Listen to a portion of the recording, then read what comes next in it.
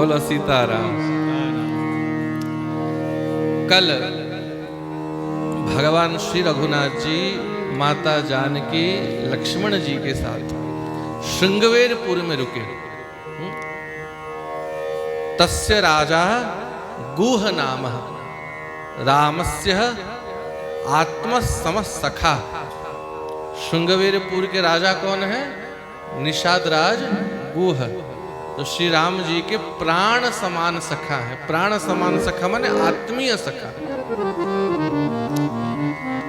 रात्रि विश्राम श्रृंगवेरपुर में हुआ और रात भर निषाद राज गुह को लक्ष्मण जी उपदेश देते हैं।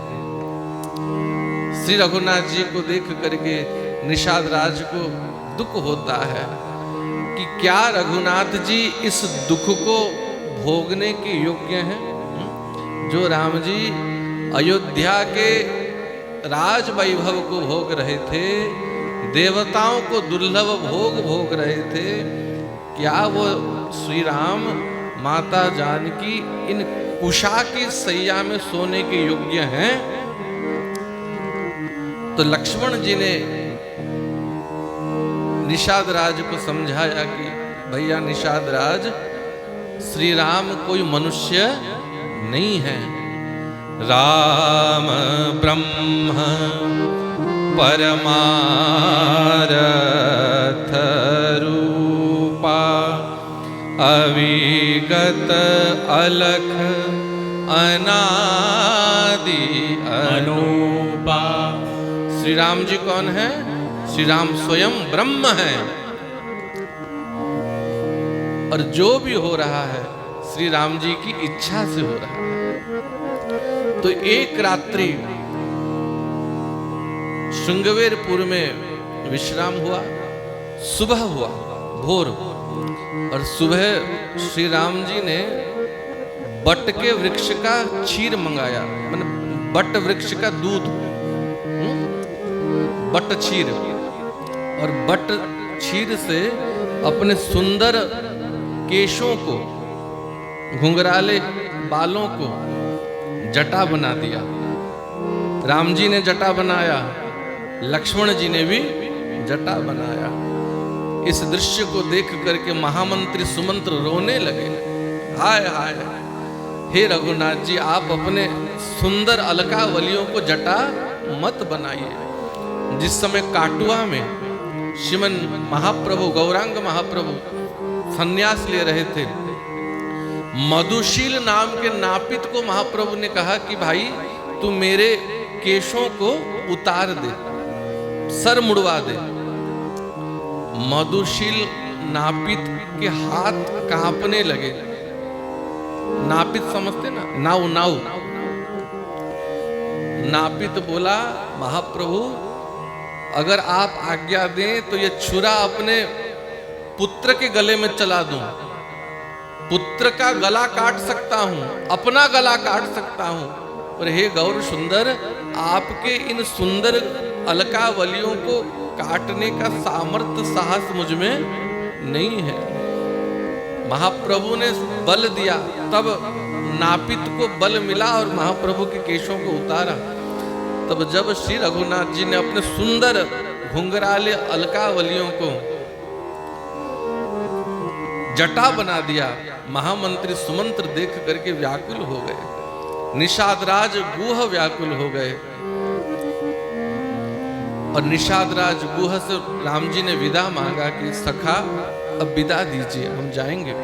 निषाद राज ने कहा, प्रभु मुझे भी संग लेकर के चलिए, मैं भी आपके साथ चलूंगा। ज्यादा दूर नहीं, जहां आप निवास करेंगे आपके लिए कुटिया बनाऊंगा, झोपड़ी बनाऊंगा, और कुटिया बनाने के बाद वापस आ जाऊंगा। कृपा करके नाथ आप मुझे संग लेकर के जाइए। तो श्री राम जी ने निषाद राज गुह को भी साथ में चलने की अनुमति दी। और सुबह श्री राम जी, लक्ष्मण, माँ जानकी, निषाद राज गुह गंगा के किनारे पहुंचे। महामंत्री सुमंत्र भी साथ चल रहे थे और गंगा के घाट पहुंच करके प्रभु ने महामंत्री सुमंत्र को विदा दी। बोले काका आप यहाँ से अयोध्या लौट जाइए। महामंत्री सुमंत्र ने कहा प्रभु महाराज दशरथ ने आदेश दिया है, आज्ञा दी है कि आपको वन घुमा करके वापस अयोध्या ले आऊं। राम जी ने मना कर दिया, अब तो 14 वर्ष बाद ही अयोध्या वापस आएंगे। महामंत्री सुमंत्र ने माता जानकी से कहा कि पुत्री जानकी कम से कम आप वापस चलिए। माता जानकी ने भी मना कर दिया। धर्म न दूसर सत्य समाना, आगम निगम पुराण बखाना। प्रभु बोले काका सत्य के समान दूसरा कोई धर्म नहीं है, और पिता के सत्य की रक्षा के लिए ही मैं वन में आया हूँ। और रघुकुल रीति सदा चली आई, प्राण जाए पर बच्चन न जाए। अब बिना सत्य के पालन किए हम अयोध्या वापस नहीं जाएंगे। लक्ष्मण जी ने कुछ कड़वी बातें कही, जाओ कह देना कई को अपने पुत्र भरत को राजा बना दे। तो श्री राम ने लक्ष्मण जी को भी मना किया। पुनि कछु लखन कही कटुबानी, प्रभु बरजे बड़ अनुचित जानी। बरबस सुमंत्र, बरबस में जबरदस्ती सुमंत्र जी का मन नहीं वापस जाने के लिए। प्रभु खाली रथ लेकर के अयोध्या कैसे जाऊंगा? महाराज ने आदेश दिया है कि सुमंत्र यदि खाली रथ लेकर के आओगे तो मुझे जीवित नहीं पाओगे। जैसे राम को रथ में बिठा करके लेके गए हो वैसे रथ में बिठा करके लेके आना। प्रभु ने मना कर दिया। बिनु रघुपति पद पदुम परागा, मोहि केहु सपने सुखद न लागा। जानकी जी ने कहा काका श्री राम को छोड़ करके मुझे अयोध्या में कोई सुख मिलने वाला नहीं है। जहां श्री राम है मेरे लिए वही अयोध्या है, वही वैकुंठ है, वही मेरा सर्वस्व है। तो सुमंत्र जी को विदा की है और प्रभु गंगा जी के किनारे आए हैं। गंगा पार करना है।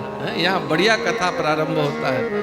केवट कैवर्त नाव लेकर के बैठा है गंगा के किनारे, और दूर से राम जी नाव मांगते हैं। मांगी न केवट आना, कहे तुम्हार मरम में जाना। दूर से राम जी ने नाव मांगा, भैया केवट नाव लेकर के आओ, गंगा पार करा दो। दूर से बैठा बैठा कहता है नहीं नहीं, नाव में बिठाने वाला नहीं हूं। बार बार जब राम जी ने कहा तो निकट आया और बोला प्रभु कही तुम्हार मरम में जाना। राम जी मैं आपके मर्म को भली भांति जानता हूं। लक्ष्मण जी ने सोचा मैं बचपन से इनके साथ हूं, इनके मर्म को मैं नहीं जान पाया अभी तक। मर्म माने राम जी कौन है, राम जी की महिमा क्या है, राम जी की प्रभुता क्या है। लक्ष्मण जी ने कहा अभी तक मैं नहीं जान पाया। और ये केवट जीवन में कभी स्कूल नहीं गया, अंगूठा छाप ये कहता है कही तुम्हार मरम में जाना। आगे वाल्मीकि जी कहने वाले हैं जग पेखन तुम जान निहारे, विधि हरि शंभु नचावन वारे, तेहु न जानहि मरम तुम्हारा। प्रभु ब्रह्मा विष्णु और शिव को नचाने वाले आप हो। ब्रह्मा विष्णु शिव भी आपके मर्म को नहीं जानते, तो सामान्य मनुष्य क्या आपके मर्म को जानेगा। तो जहां ब्रह्मा विष्णु शिव राम जी के मर्म को नहीं जानते, ये केवट कहता है कही तुम्हारा मरम में जाना। तो क्या मर्म जानते हो? लक्ष्मण जी ने पूछा क्या मर्म जानते हो राम जी के बारे में? केवट जो जिस रात्रि लक्ष्मण जी निषाद राज को समझा रहे थे, उसी दिन ये केवट वहां छिप के सब सुन रहा था, रात को सब सुन रहा था। और जब लक्ष्मण जी ने कहा राम ब्रह्म परमारथ रूपा, श्री राम स्वयं ब्रह्म है, भगवान है, केवट अपने कान से सुन रहा था। तो उसी रात्रि उसने सोच लिया कि जब परमात्मा ब्रह्म मेरे पास आ गए हैं, तो बिना लाभ लिए इनको छोड़ने वाला नहीं हूं। कभी निषाद राज ने केवट को एक वरदान दिया था, तो केवट ने कहा था जब आवश्यकता होगी सो मांग लूंगा। तो सुबह होने से पहले केवट ने निषाद राज से कह दिया कि सुनो राजा जी, कल जब राम जी गंगा घाट पे आएंगे, आप गांव के सभी केवट से कह दो कि कल कोई भी अपना नाव गंगा किनारे नहीं लाएगा, मैं अकेले ही अपना नाव रखूंगा। राम जी मेरे ही नाव में बैठ करके गंगा पार जाएंगे। तो उस दिन गंगा किनारे केवल एक केवट का नाव था, दूसरा किसी का नाव नहीं था। तो केवट सोचते हैं इनको गंगा पार करने के लिए नाव की आवश्यकता नहीं है। जो वामन अवतार में एक चरण में पूरे ब्रह्मांड को नाप सकते हैं, दूसरी चरण में दिशाओं को नाप सकते हैं, क्या उन राम जी को गंगा पार करने के लिए नाव की आवश्यकता होगी? जो सबको पार लगाते हैं, क्या उनको पार उतरने के लिए किसी केवट की आवश्यकता होगी? बोले ये राम जी गंगा पार करने नहीं आए हैं, ये तो मुझे पार उतारने आए हैं। इसीलिए कही तुम्हारा मरम में जाना, मैं राम जी के मर्म को भली भांति जानता हूं। तो लक्ष्मण जी ने पूछा और क्या जानते हो? बोले हमने सुना है, सब जानते हैं, केवल मैं नहीं। चरण कमल रज कहूँ सब कहाई, मानुष करनी मुरी कछुआई। बोले राम जी सब कहाई, सब जानते हैं कि आपके चरण कमल के रज, रज माने धूल, धूल, आपके चरणों का जो रज है वो मूरी माने औषधि है, औषधि। औषधि क्या करता है चरण रज? तो जिस पत्थर पे पड़ जाता है तो पत्थर नारी बन जाती है। ये सब कहते हैं प्रभु हमने सुना है कि आपके चरणों का रज पत्थर को नारी बना देता है। छुअत शिला भई नारी सुहाई। हमने सुना है कि आपके चरण रज छूते ही शिला माने पत्थर भई नारी सुहाई, पत्थर भी नारी बन जाती है। तो प्रभु जहां पत्थर नारी बन जाती है, ये तो काठ है, काठ का नाव है, लकड़ी का नाव है। और पानी के भीतर रह करके पानी पी पी करके और मोटी हो गई है, फूल गई है, तो ये तो छूते ही नारी बन जाएगी। प्रभु केवट की जाति ना पढ़ाई लिखाई की है, ना हमने वेद पढ़ा है कि दूसरा कोई काम करें। एहि प्रतिपालनौ सब परिवारो नहीं जानौ कछु और कबारो। प्रभु यही नाव हमारा जीवन है। यही प्रतिपालहूं सब परिवारू। लड़के बच्चे भूखे मर जाएंगे प्रभु। नहीं जानहूं कछु आन कबारू। दूसरा काम मुझे आता नहीं है, बस नाव चलाना जानता हूं। अगर ये नाव नारी बन जाएगी तो प्रभु दूसरा नाव बनाने के लिए भी मेरे पास पैसा नहीं है, कि दूसरा काम भी मैंने कुछ सीखा नहीं है, तो लड़के बच्चे भूखे मर जाएंगे प्रभु। मैं नाव में आपको बिठा सकता नहीं।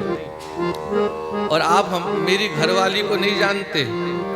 अगर चरण रज पढ़ के नाव नारी बन जाएगी तो मेरी घरवाली विश्वास नहीं करेगी, कहेगी दूसरा शादी करके आया है। हाँ, मुझे घर से निकाल देगी प्रभु। क्यों मेरा घर बर्बाद कर रहे हो?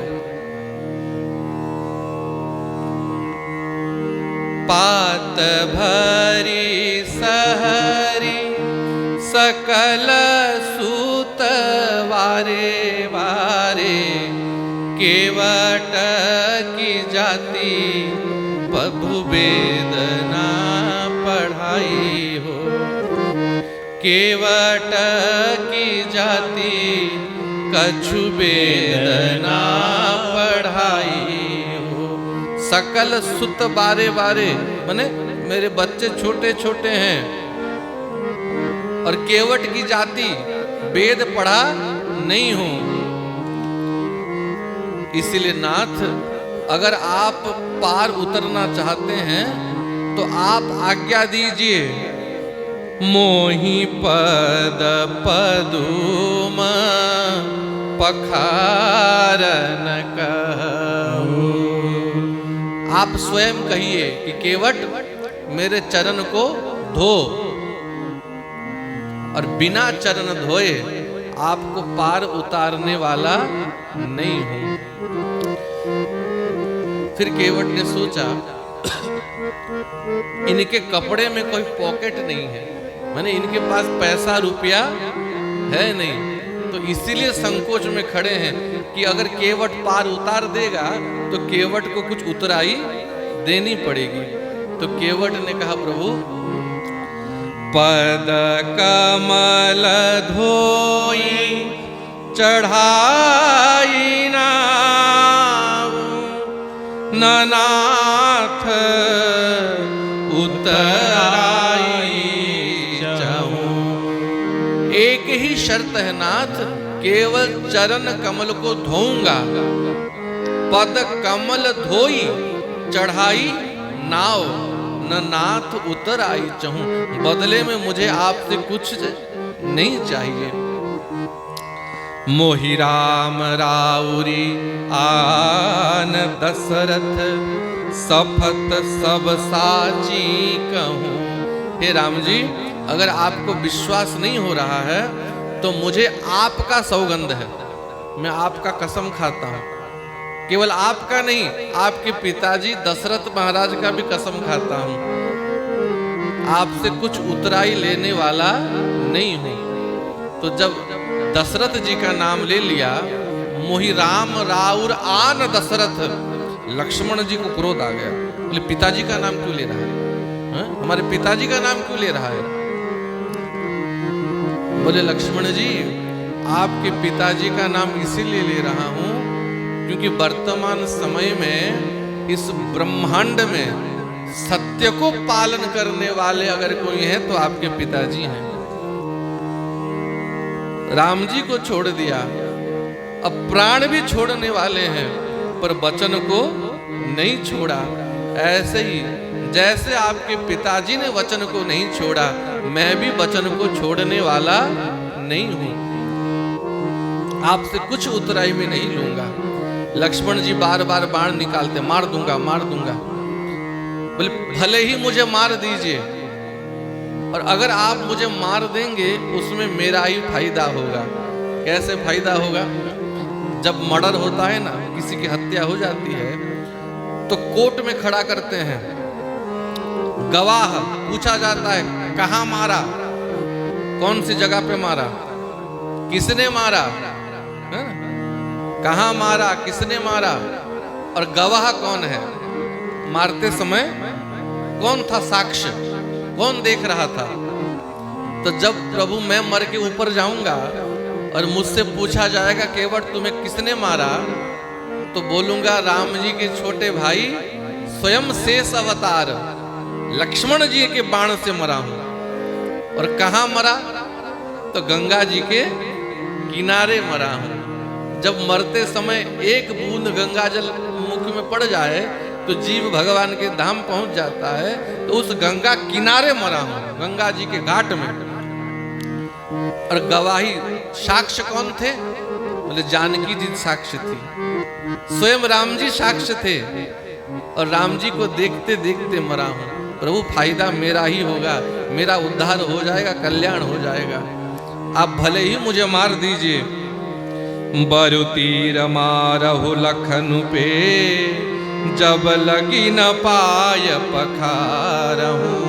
भले ही मार दीजिए बाण, लेकिन सत्य मानिए जब तक पांव नहीं धूंगा तब लगी न तुलसीदास नाथ, कृपालु पार उतार। चाहे मार दो, कुछ भी करो, बिना पांव धोए नाव में बिठाने वाला नहीं हूं। ये केवट कौन है? ये पिछले जन्म में कछुआ था, कछुआ। और कहां का कछुआ था? क्षीर समुद्र का कछुआ था, क्षीर समुद्र का कछुआ, जहां भगवान शेष सैया में सोए थे, शांताकारम भुजग शयनम। और यही माता सीता लक्ष्मी के रूप में चरण सेवा कर रही थी। और ये शेष भगवान लक्ष्मण जी सहस्त्र फणों से भगवान को छत्र दे रहे थे। तो ये बेचारा केवट कछुआ के रूप में था, कच्छप के रूप में। तो राम जी के चरणों को छूने के लिए बार बार जाता। जब लक्ष्मी जी के पास पहुंचता तो लक्ष्मी जी मना कर देती, जाओ जाओ जाओ, ये स्थान मेरे लिए आरक्षित है, रिजर्व्ड है, भागो यहां से। तो बेचारा फिर आगे शेष भगवान जहां है सर के पास जाता, तो शेष भगवान फुतकारते, भाग यहां से, वरना एक फुतकार मारूंगा यहीं समाप्त हो जाएगा। तो बेचारा कभी लक्ष्मी जी के पास आता, तो फिर कभी शेष भगवान के पास आता, कभी चरणों के पास, कभी मस्तक के पास, कोई पांव छूने देता नहीं। तो सोचा भले ही मर जाऊंगा लेकिन छू के रहूंगा।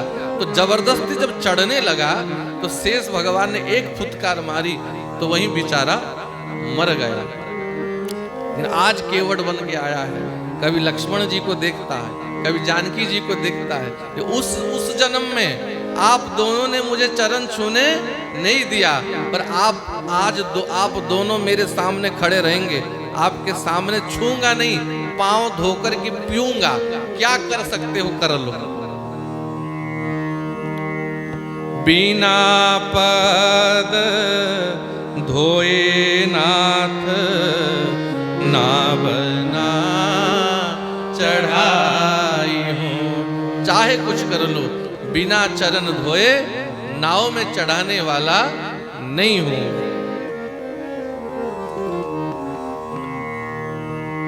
केवट बोला, राम जी जब आपके चरण रज पत्थर के ऊपर पड़े तो क्या हुआ? लक्ष्मण जी बोले, राम जी को क्यों पूछता है, मुझे पूछ, मैं जानता हूं, मैं वहीं था। हाँ आप बताओ। छुअत शिला भई नारी सुहाई, चरण रज का स्पर्श होते ही शिला नारी बन गई अहल्या जी। जब नारी का हुआ क्या? बोले अपने पति के साथ उड़ गई, गई पति लोक आनंद भरी, अपने पति के साथ उड़ गई। तो केवट बोला, मुझे लगता है आज राम जी ने फिर किसी मुनि को, महात्मा को वचन दिया है कि तुम्हारे लिए पत्नी की व्यवस्था करता हूं। तो मेरे नाव को नारी बना करके आप फिर किसी महात्मा को तो देने वाले नहीं हैं। प्रभु गरीब आदमी हूं, एहि प्रतिपालहु सब परिवारु, नहीं जानहु कछुआन कबारू। मुझे दूसरा कोई काम प्रभु आता नहीं है, इसीलिए यदि आपको पार उतरना है, मोहि पद पदुम पखारन कहू। देखो, धोने में और पखारने में फर्क है। धोना मतलब जल लाओ धो लो, और पखारना मतलब विधिवत अपनी धर्म पत्नी के साथ गठबंधन लगा करके बैठना पड़ेगा, हैं? और विधिवत अभिषेक करना पड़ेगा मंत्र उच्चारण के सहित। बहुत चालाक है केवट। राम जी प्रसन्न हुए, सुनि केवट के बैन प्रेम लपेटे अटपटे। केवट के वचनों को सुन करके, कैसे वचन? प्रेम लपेटे। क्यों? राम ही केवल प्रेम प्यारा। श्री राम जी को अगर कुछ प्रिय है तो प्रेम प्रिय है। बिना प्रेम के राम जी प्रसन्न होने वाले नहीं है। और केवट के प्रेम भरे वचनों को सुन करके, अटपटे वचनों को सुन करके बिहसे करुणा ऐन। भगवान हंसे नहीं, बिहसे। बिहसे माने जोर जोर से हंसे। जब अयोध्या से वापस आए थे तो राम जी दुखी हो गए थे। अपने पिताजी के दुख को देख करके, अयोध्या वासियों के दुख को देख करके इस केवट ने राम जी को हंसाया है। बिहसे करुणा ऐन चितई जानकी लखन तनु। कैसे हंसे? जानकी जी को, लक्ष्मण जी को देख करके हंसे। क्यों देखे? देखो लक्ष्मण, देखो जानकी। जब उस अवतार में पिछले जन्म में ये आया था कछुआ के रूप में पांव छूने, तुम दोनों ने इसे पांव छूने नहीं दिया। ये तुम्हारे आगे अभी पांव धोएगा और पिएगा, और तुम दोनों देखोगे कुछ कर नहीं पाओगे। बिहसे करुणाएन चिते जानकी लखन तन। और भगवान ने अनुमति दे दी केवट को। केवट, जिस उपाय से तुम्हारा नाव नहीं जाए, करहु सो ही जेहि तब नाव न जाई। जिस उपाय से तुम्हारा नाव बच जाए और हम भी पार उतर जाएं, केवट तुम वही कर लो। केवट बोला, प्रभु मैं पहले से बोल रहा हूं कि केवट की जाति कछु वेद न पढ़ाई। केवट हूं, पढ़ाई लिखाई जानता नहीं हूं, और आप ऐसे करहूं सोई जही तब नाव न जाई। क्या क्या करहूं सोई? स्पष्ट बोलो। क्या? मोहि पद पदुम पखारन कहू। आप स्वयं बोलो कि केवट पानी लेकर के आओ, चरण को धो। वरना दूसरा उपाय भी है। क्या दूसरा उपाय है? वो ताल का वृक्ष दिख रहा है ना, ताल का वृक्ष, वहां कमर भर पानी है, ज्यादा पानी नहीं है। मैं आगे आगे चलूंगा, आप तीनों पीछे पीछे चलना। डूबने वाले नहीं हो, नाव में भी बैठना नहीं पड़ेगा, पांव भी धुलाना नहीं पड़ेगा, पार हो जाओगे। राम जी बोले, देखो केवट, हम होते तो पार चले जाते। संग में जानकी जी हैं, ये किशोरी जी कैसे पार उतरेंगे? केवट जानता था ये उपाय राम जी करने वाले नहीं है, तो इसीलिए प्रभु एक ही उपाय है। मोहि पद पदुम पखारन कहू। तो राम जी ने कहा, बेगियानु जल पाय पखारो, होत विलंब उतर रहे पारो। क्या कहा? बेगियानु जल। केवट विलंब मत कर, जल्दी पानी लेकर के आ। पाय पखारू, और चरण को पखार। होत विलंब, विलंब हो रहा है, जल्दी पार करो। तो केवट बोला प्रभु अगर धोने को कहते तो धो देता, आपने कहा बेगी आनु जल पाय पखारू, और पखारने के लिए मुझे अपनी घरवाली को बुलाना पड़ेगा, आप यहाँ रुको। लक्ष्मण जी ने कहा प्रभु आपने इतनी भारी शब्द क्यों बोल दिया, पखारू कहते धो। बोले मैंने नहीं कहा, इसने कहलवाया है, इसने खुद कहा मोहि पद पदुम पखारन कहू, तो हमने कह दिया पखारू। बोले राम जी आप 5 मिनट बैठो, मैं यूं गया और जाकर के अपनी घरवाली को लेकर के आया, तो जल्दी जाओ, विलंब मत करो, होत विलंब उतारहु पारू, देर हो रहा है। तो राम जी को वहीं गंगा के घाट में बिठा करके चढ़ गया हिड़ के ऊपर, नदी किनारे हिड़ होता है ना, हिड़ के ऊपर चढ़ गया और दौड़ के अपने गांव में गया। उसके 7-8 बच्चे खेल रहे थे, सबको बुलाया, सब भागो जल्दी आओ। घरवाली को बुलाया और कहा वहां गंगा किनारे एक गोरे एक सांवले 2 भाई हैं, संग में उनकी नारी है, धर्म पत्नी है। गोरे वाले के पास मत जाना, बात बात में बाण निकालता है। सांवले वाले के पास जाकर के सब घेर के बैठ जाना, भाग ना पाए। क्यों?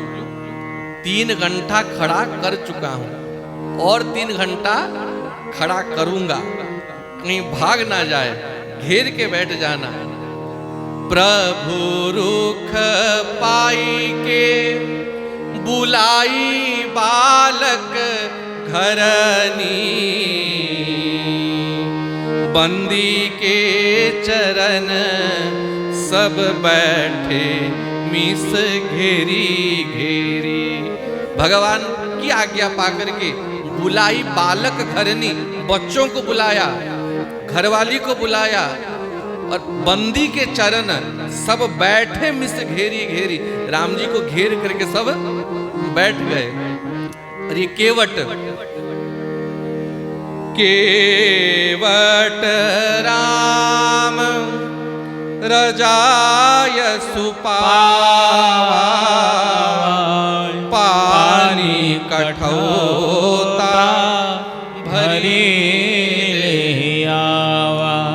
कठौता, कठौता जो नाव चलाते हैं ना, काठ का एक पात्र होता है, लकड़ी का बना हुआ पात्र, उससे जल के नाव के भीतर का जल बाहर उलीचते हैं, फेंकते हैं, उसे कहते हैं कठौता। एक होता है कठौती, एक होता है कठौता। कठौती लेकर के जाऊंगा तो नारी बन जाएगी, कठौता लेकर के जाऊंगा अगर बनेगी तो लड़का बनेगा, पुरुष बनेगा, और पुरुष बनेगा तो उससे नाव चलवाऊंगा और स्वयं बैठ जाऊंगा सेठ के जैसे। पानी कठौता भरी ले आवा, छोटो सो कठौता भरी, आनी पानी गंगा जी को। छोटे से कठौते में गंगा जल भर के आया है। इतना छोटा था कि एक साथ 2 चरण भी उसमें आएंगे नहीं। राम जी एक पांव में खड़े हैं, दर्शन करो, एक पांव में राम जी खड़े हैं, केवट पांव धो रहा है। तो एक पांव में जब खड़े हैं तो राम जी लड़खड़ा जाते हैं। लक्ष्मण जी बोले केवट देख, राम जी को कष्ट हो रहा है, एक पांव में खड़े हैं। केवट बोला प्रभु रेखन में लगे हैं कण, ताते देख देख धो, नाथ एक पांव में खड़े हो लीजिए। आपके चरणों में रेखा है, रेखा और चिन्ह है, चक्र का चिन्ह है, ध्वजा का चिन्ह है, कमल का चिन्ह है, ऊर्ध्व रेखा का चिन्ह है। तो उन चिन्हों में भी छोटे छोटे धूल के कण लगे हैं। ताते देख देख धोऊं, प्रभु एक भी छोटा सा कण बच जाएगा तो नारी बना देगा। नाथ एक पांव में खड़े हो लीजिए। तो थोड़ा सा कष्ट हो रहा है जानता हूं, फिर भी अगर आपको कष्ट हो रहा है यदि चाहो नाथ अवलंब मेरे माथे हाथ धर लीजिए। अगर आपको कोई सपोर्ट चाहिए तो दोनों हाथ मेरे माथे के ऊपर रख दीजिए और खड़े हो लीजिए। ऊपर से देवता देख रहे हैं, केवट के हाथों में भगवान के चरण और भगवान के हाथ केवट के सिर पे। बरसी सुमन सुर सकल सिहाई। ऊपर से देवता पुष्पों की वृष्टि करते हैं और कहते हैं एहि सम पुण्य पुंज को नाही। बोले आज इस केवट के जैसा भाग्यशाली पुण्यवान जगत में कोई नहीं है। जो चरण ब्रह्मा जी को दुर्लभ है, शिव जी को दुर्लभ है, वो चरण केवट के हाथ में है और राम जी के हाथ केवट के मस्तक में है। और प्रेम से अति आनंद उमगी अनुराग चरण सरोज पखारन लागा। चरण सरोज पखारन लागा। प्रेम से राम जी के चरणों को धोता, धोया, स्वयं चरणामृत पिया। और जब एक पांव धोता और दूसरे पांव को लाता और पहला वाला पांव भूमि में लग जाता तो फिर से धूल लग जाती। बोले प्रभु आपको दोबारा धुलाना पड़ेगा। बोले क्यों? बोले पहला वाला पांव जो धुला था फिर से रज लग गई, तो अब की बार मैं अपना गमछा डाल देता हूं। धोने के बाद आप अपने पांव को गमछे के ऊपर रख देना कि फिर से रज लगेगा नहीं। तो दोबारा धोया। दोबारा धोने के बाद राम जी बोले होत विलंब उतारहूं पारू। विलंब हो रहा है, अब पार कर दो। बोले प्रभु एक बार और धोना पड़ेगा। एक बार फिर क्यों? ये लड़के बच्चे सब आए हैं, मेरा मुंह देखने आए हैं, इनको भी चरणामृत देना पड़ेगा। तो राम जी ने कहा ठीक है भाई, फिर से जल्दी कर, जल्दी धो ले। तो फिर से केवट ने पांव धोया। धो करके अपने घरवाली को चरणामृत दिया, छोटे छोटे बच्चों को चरणामृत दिया। लक्ष्मण जी बोले अब हो गया ना, अब पार कर। बोले अब की बार बोलूंगा तो मार देंगे। राम जी के पास धीरे से जाकर के बोला प्रभु फिर एक बार और धोना है। एक बार, अब क्यों धोना है? परिवार को तो पिला दिया। बोले प्रभु परिवार को तो पिला दिया, मेरे पितृ अभी तक बाकी हैं जो मुझसे पहले जा चुके हैं, उनको अगर नहीं पार करूंगा तो प्रभु काहे का पुत्र हूं? पुत्र तो वही है जो पितरों को तार दे। तो प्रभु मेरे पितरों के लिए एक बार और चरण धुलवा लीजिए। फिर से धोया, अपने पितरों को तर्पण दिया। लक्ष्मण जी से बोला आप पढ़े लिखे हो? बोले हाँ, वशिष्ठ जी के यहाँ पढ़ के आए हैं, तो मंत्र जानते हो? जानते हैं। आप मंत्र बोलो, मैं तर्पण करता हूँ। लक्ष्मण जी बोले मुझसे मंत्र पढ़वा रहा है? राम जी बोले पढ़ ले, क्या है, गरीब आदमी है, उसका भला हो जाएगा। तो लक्ष्मण जी मंत्र पढ़ते हैं, अपने पितरों को तर्पण देता है। पितरों को पार किया। फिर राम जी ने कहा अब हो गया ना, हो तो विलंब उतारहूं पारू, अब पार कर दो।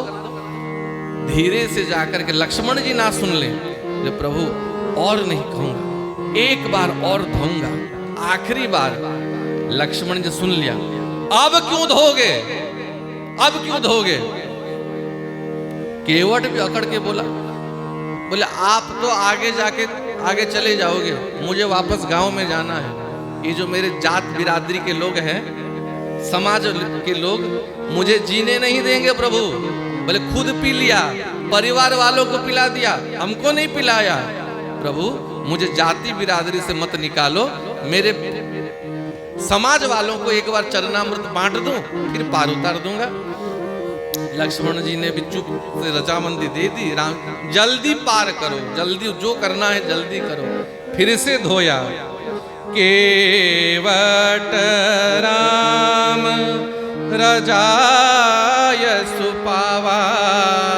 आज्ञा पा करके चरण सरोज पखारन लागा,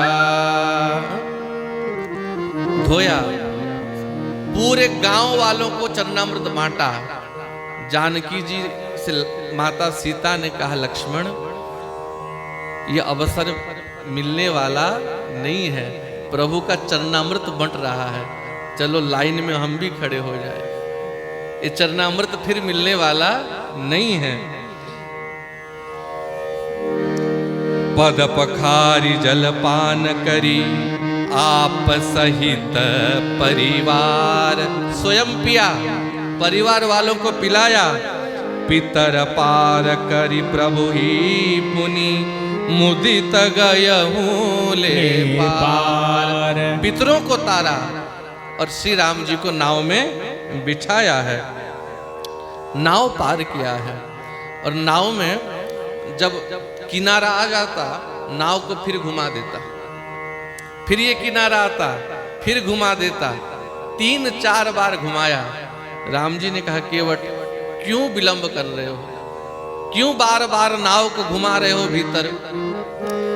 केवट ने कहा, प्रभु आपको ऑफिस जाना है, कोई काम है आपको, कोई प्रतीक्षा में बैठा है, 14 वर्ष वन में घूमना है, 1-2 साल यही घूम लो, क्या फर्क पड़ जाता है।